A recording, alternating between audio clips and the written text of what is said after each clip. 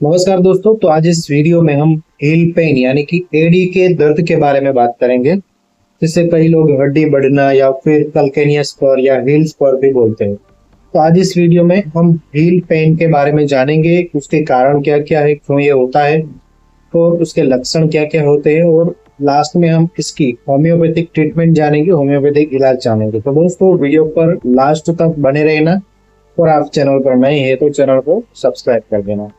तो सबसे पहले तो जानते हैं कि ये एड़ी का दर्द हील पेन होता क्यों है।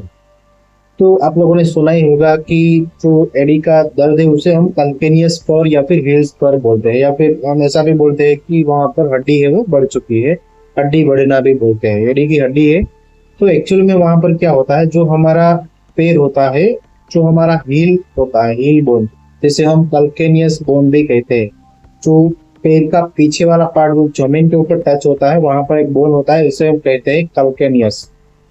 तो ये जो कल्केनियस बोन होता है, उसका नीचे वाला हिस्सा जो होता है, वहां पर अगर हड्डी बढ़ने लगती है तो वो एक तरह का क्या होगा कि वहां पर जो आगे लिगामेंट्स है, जिसे हम प्लांटर फेसिया बोलते हैं, उस पे दबाव डालेगा। तो उस वजह से वहां पर बहुत ज्यादा सीवियर पेन होगा।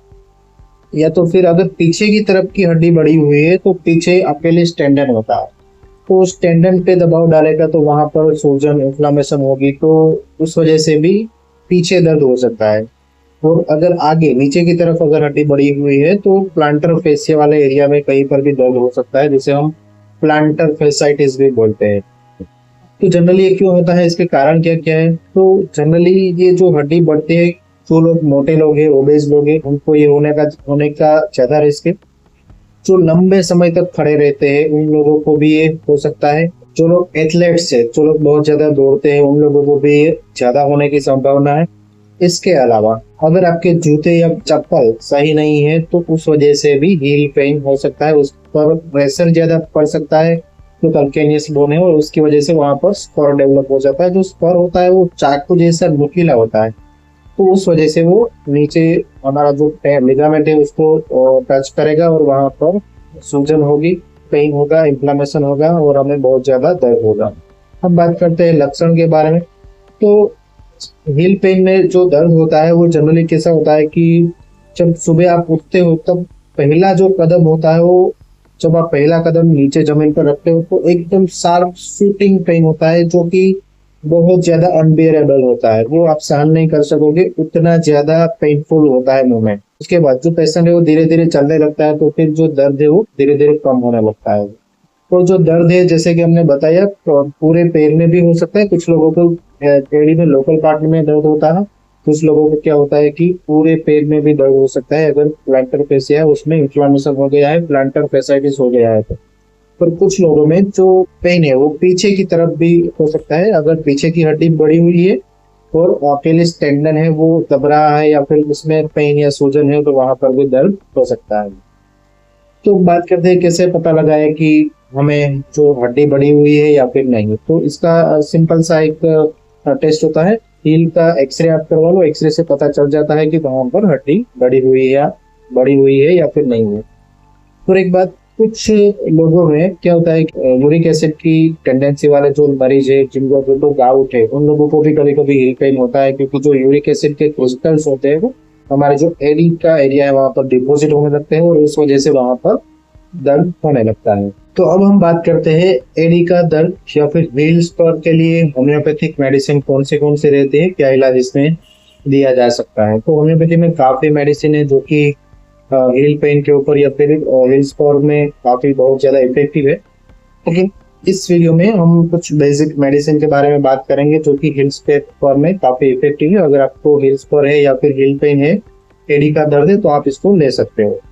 तो इसमें जो सारी मेडिसिन मैं बताऊंगा वो आप ड्रॉप्स के फॉर्म में भी ले सकते हो, पोटेंसी मेडिसिन है वो, और ग्लोब्यूल्स के फॉर्म में डिस्पेंस करवा के भी आप ले सकते हो। जो सारी मेडिसिन है वो ऑनलाइन आपको मिल जाएगी, या तो फिर आप कोई भी होम्योपैथिक मेडिकल स्टोर पर जाकर आप इसको ले सकते।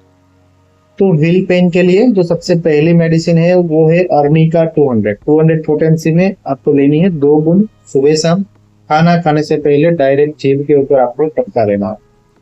तो अर्निका है, हम सबको पता है कि ये पेन में काफी ज्यादा असरदार है। ये हमारे बॉडी में जहाँ पर भी पेन और इन्फ्लामेशन है वहां पर ये ब्लड सर्कुलेशन को बढ़ाता है और हीलिंग प्रोसेस को तेज करता है और पेन को कम करता है। दूसरी जो मेडिसिन है वो है रूटा। ये भी आपको 200 पोटेंसी में लेनी है। इसको भी आपको 2 बूंद सुबह शाम खाना खाने से पहले आपको डायरेक्ट जीभ के ऊपर ले लेना। तो जो रूटा है वो लिगामेंट्स, टेंडन और बोन पेन के लिए बहुत ज्यादा इफेक्टिव है। तो हील पेन में भी लिगामेंट है वो अफेक्ट हुआ है, टेंडन अफेक्ट हुआ है और बोन भी इसमें अफेक्टेड है, तो इसके रिलेटेड पेन है तो उसमें रूटा काफी ज्यादा असरदार है। तीसरी जो मेडिसिन है वो है सबसे बेस्ट। हर एक हील पेन के जो मरीज है उनको कलकेरिया फ्लोर दी ही जाती है।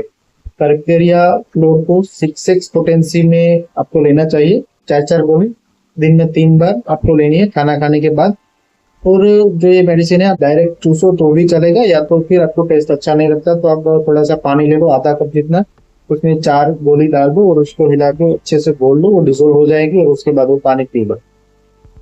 तो जो कलकेरिया फ्लोर है वो जहाँ पर भी बोनी स्टोर है, जहाँ पर भी हड्डी बढ़ी हुई है, इसमें बहुत ज्यादा इफेक्टिव है। ये हड्डी को गलाने के लिए भी बहुत ज्यादा असरदार है। तो जो हील स्पर है उसमें हड्डी बढ़ी हुई है तो उसमें कलकेरिया फ्लोर हर एक पेशेंट को दी जाती है। तो कलकेरिया फ्लोर हील पेन के लिए बहुत ज्यादा इफेक्टिव है।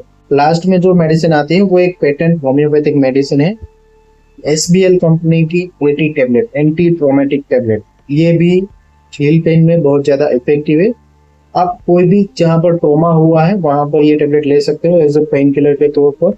तो SBL की 80 टेबलेट इस तरह का पैकिंग आता है। उसमें कुछ दवाएं हैं जैसे कि अर्निका मोंटाना है, हाइपेरिकम है, लिडमपाल है, फस्टोक्स, रूटा, सिम्फाइटम, बेलिस्पर। ये सारी मेडिसिन 2x और 3x पोटेंसी में, जो कि आपके पेन को रिड्यूस करने में बहुत ज्यादा इफेक्टिव है। तो इसको आपको कैसे लेना है? 2 टेबलेट आपको दिन में 3 बार लेना है खाना खाने के बाद। डायरेक्ट आप चबा सकते हो या तो फिर थोड़े से गुनगुना पानी ले लो, उसमें 2 टेबलेट डाल के घोल के उसको पी जाओ। तो लगातार आपकी हील पेन की प्रॉब्लम है बहुत ज्यादा पुरानी नहीं है, तो आप 15 दिन या फिर 1 महीना ये मेडिसिन लोगे तो आपका जो तकलीफ है वो पूरी तरीके से ठीक हो जाएगा। और आपकी शिकायत क्रोनिक है तो फिर आपको थोड़ा टाइम लग सकता है, 2 महीने 3 महीने आपको मेडिसिन है ये चलानी पड़ेगी। इसके साथ में आपको ध्यान रखना है कि जो आपके चप्पल है, जूते हैं, वो अच्छी क्वालिटी के होने चाहिए। उसका सोल है बहुत ज्यादा पतला नहीं होना चाहिए, तो सॉफ्ट होना चाहिए। ये बात ध्यान रखें। आपका वजन बढ़ा हुआ है तो उसको आपको कंट्रोल करना चाहिए, और कोई और रीजन है तो उसको आपको करेक्ट करना चाहिए। तो मेडिसिन के साथ में आप परहेज कीजिए ये सारे, आपका जो हील पेन का दर्द है वो पूरी तरीके से चला जाएगा। एक बात मैं आपको बताना आप भूल गए, अगर आपको हील पेन है तो ठंडी और गर्म सिकाई करनी चाहिए। यानी कि एक बाल्टी में आप ठंडा पानी ले लो, दूसरी में गर्म पानी ले लो, 2-3 मिनट जिस भी पैर में आपको दर्द है हील में उसको डुबो कर रखो गर्म में, उसके बाद 2-3 मिनट आपको ठंडे पानी में डुबो कर रखो। इस तरह से 10 से 15 मिनट आपको हर सुबह शाम सिकाई करनी है। इससे भी आपके हील पेन में बहुत ज्यादा रिलीफ मिलता है। तो आशा करता हूँ दोस्तों कि आपको वीडियो अच्छी लगी होगी। अगर वीडियो अच्छी लगी है तो प्लीज वीडियो को लाइक करें, शेयर करें, चैनल पर नए हैं तो सब्सक्राइब करें। तो इसी के साथ में मैं मिलता हूँ आपसे अगले वीडियो में। तब तक हेल्दी रहिए, फिट रहिए और मस्त रहिए।